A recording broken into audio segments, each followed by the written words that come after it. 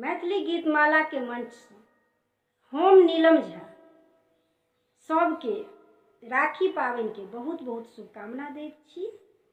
एकटा राखी के शुभ अवसर पर सब भैया के लेल गीत गाबऽ जा रहल छी। आशा अछि जे सब भैया के नीक लगतनि।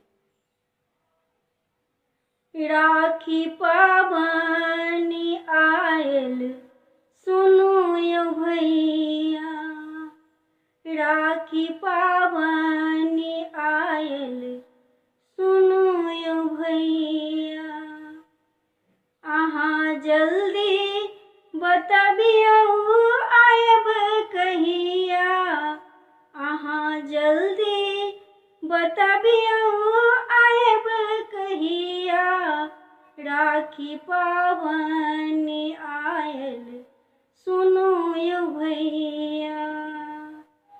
बचपन झगड़ा करते बीतलै, कॉपी किताब लड़ते बीतलै, ई पल याद करैते बीतैया रतिया, राखी पाबनि आयल सुनू यौ भैया, अहाँ जल्दी बतबियौ आयब कहिया, राखी पाबनि आयल सुनू यौ भैया।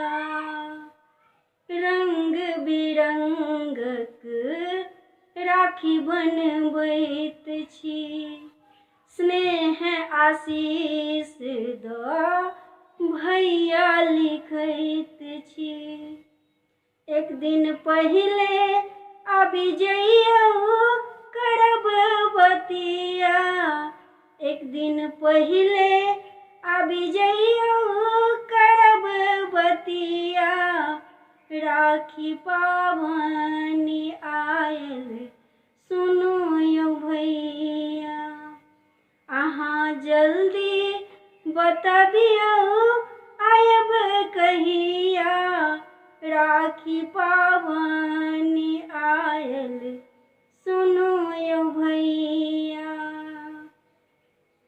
अहाँ पसंदक मिठाई बनेलहुँ, पूजा के थारी सेहो ओरिएलहुँ, आइ भरल लोटा पानि बेर बेर खसैया, आइ भरल लोटा पानि बेर बेर खसैया, राखी पाबनि आयल सुनू यौ भैया, अहाँ जल्दी बतबियौ आयब कहिया, अहाँ जल्दी बतबियौ आयब कहिया, राखी पाबनि आयल सुनू यौ भैया।